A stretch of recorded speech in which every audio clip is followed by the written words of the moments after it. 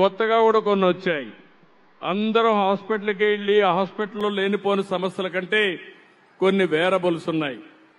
అవి పెట్టుకుంటే మన ఆరోగ్యం హాస్పిటల్లో ఉండే డాక్టర్ మానిటర్ చేసే పరిస్థితికి వస్తుంది. ఇప్పుడు నేను ఒక రింగ్ పెట్టుకున్నాను, మీరు చూస్తూ ఉంటారు. ఇది పూజలు చేసిన రింగ్ కాదు.